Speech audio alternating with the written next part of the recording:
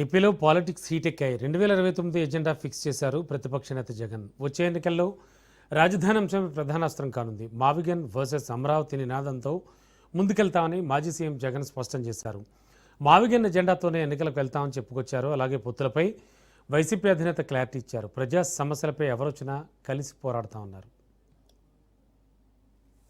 వ్యతిరేకంగా బట్టి అనేది ప్రొజెక్షన్ చేస్తారు తప్ప నేను వ్యతిరేకం కాదు. నేను రైతుల సింపథైజర్ని. రైతులకు అక్కడ జరుగుతూ ఉన్న అన్యాయాన్ని ఏదైతే జరుగుతూ ఉన్నాయో రైతులే చెప్తా ఉన్నారు.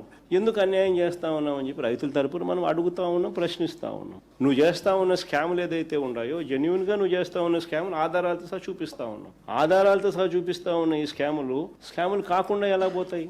స్కాములు చేయకుండా రాజధానిని బిల్డ్ చేయగలిగే అవకాశము ఏమిటి? మావిగన్ను. ఏ స్కాములు లేకుండా రాజధాని అనేది బ్రహ్మాండమైన రాజధాని అనేది ఏర్పాటు ఎలా అవుతుంది? మావిగన్ను.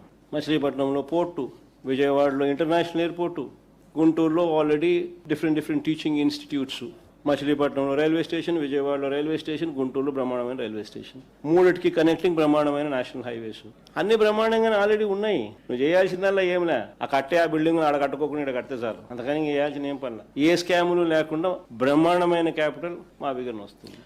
సాయి కృష్ణ మొదట రౌడీ షీటర్ అన్నారు. రౌడీ షీటర్ను వెనకేసుకుని వస్తారా అని కూడా ఎదురుదాడి చేశారు. జనం ఎప్పుడైతే చీకొట్టడం మొదలు పెట్టారో అప్పుడు వెంటనే మళ్ళీ యూటర్న్ తీసుకుని చివరికి ఇదే సాయి కృష్ణ కుటుంబాన్ని తాను పిలిపించుకొని సెక్రటేరియట్ లో వాళ్ళకు టైం ఇచ్చి వాళ్ళ పక్కన కూర్చొని వాళ్ళ చేయి పట్టుకొని ముసలి కన్నీరు కారుస్తూ న్యాయం చేస్తాను.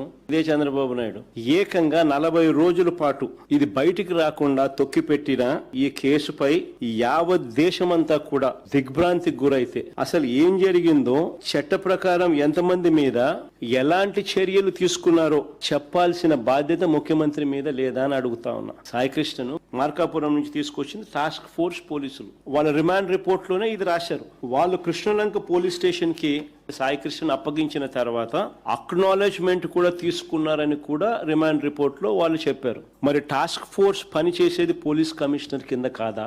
మే 6వ తారీఖున ఇది జరిగితే సాయి కృష్ణ తల్లి మే 28న రాత్రి 7:26 ఇదే విజయవాడ సిపికి అర్జీ ఇస్తూ ఇప్పటి వరకు ఏ కోర్టులోనూ ప్రవేశపెట్టలేదని, లాకప్ డెత్ చేశారన్న అనుమానాలు ఉన్నాయని, అత్యవసరంగా ఈ కేసులో జోక్యం చేసుకోమని అడిగితే ఇదే సిపి పట్టించుకోలేదు.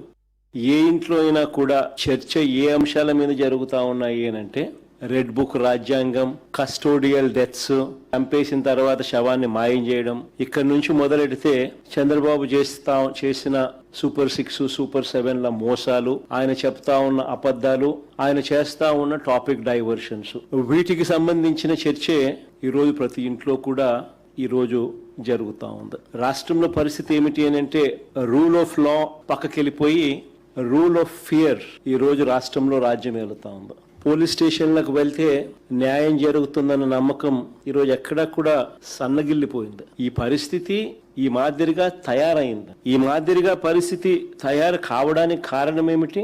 చంద్రబాబు గారు తాను చేస్తా ఉన్న దోపిడీని, అవినీతిని, దుర్మార్గపు పరిపాలనను ఎవరైనా కూడా చంద్రబాబు నాయుడు గారిని ప్రశ్నిస్తే ఆ ప్రశ్నించే కార్యక్రమంలో ఏ గొంతు వినపడినా కూడా ఆ గొంతును నొక్కే కార్యక్రమం